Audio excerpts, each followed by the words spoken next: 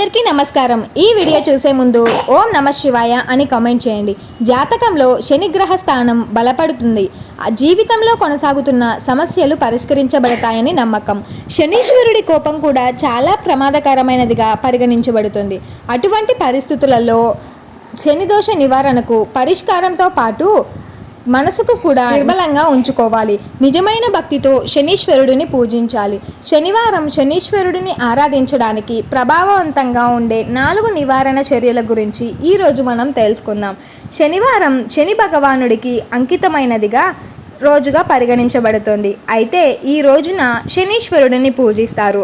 అంతేకాకుండా జాతకంలో శని దోషం ఉన్నవారు శనీశ్వరుడిని ఆరాధిస్తే అది తొలగిపోతుంది అని నమ్మకం। శనీశ్వరుడికి ఆరాధించే సమయంలో ఈ 4 చర్యలు పాటించడం వల్ల జాతకంలో శనిగ్రహ స్థానం బలపడుతుందని నమ్మకం।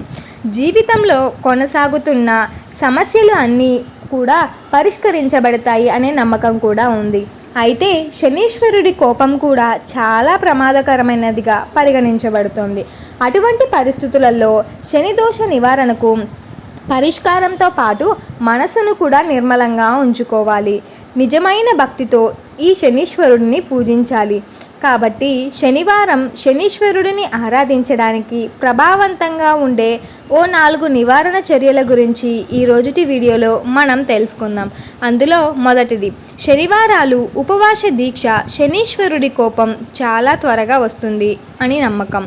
ఒకసారి కోపం వస్తే త్వరగా పోదు అని జ్యోతిష్కులు చెబుతున్నారు। అయితే కొన్ని చర్యలు శనీశ్వరుని ఆగ్రహాన్ని కూడా తగ్గించడానికి ప్రయోజనకరంగా ఉంటాయి।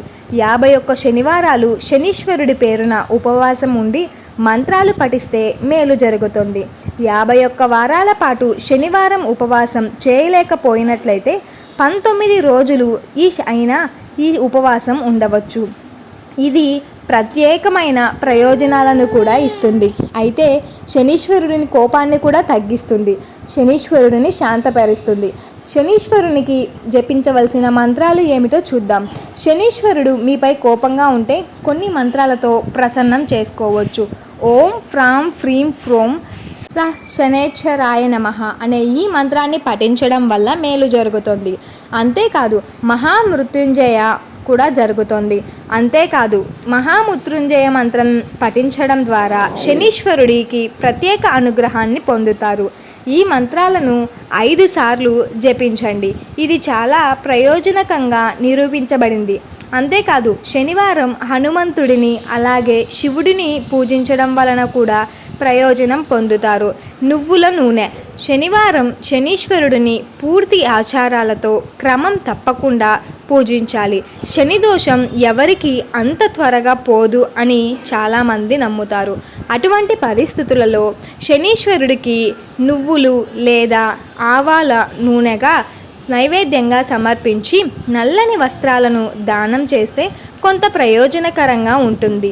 శని దోషం నుండి విముక్తి పొందవచ్చు। ఏ చెట్టును పూజించాలో ఇప్పుడు మనం తెలుసుకుందాం। జాతకంలో శని దోషం ఉన్న అలాగే శని స్థానం బలహీనంగా ఉన్నవారు రావి చెట్టును పూజించడం అలాగే రావి చెట్టుకు నీరు సమర్పించడం ఫలవంతం అని నమ్ముతారు। హిందూ మతంలో రావి చెట్టును చాలా పవిత్రంగా భావిస్తూ ఉంటారు। అయితే ఇలా చేయడం వల్ల మీ సమస్యలన్నీ మునుపటి కంటే చాలా తొందరగా తగ్గిపోతాయి అనే నమ్మకం కూడా ఉంటుంది।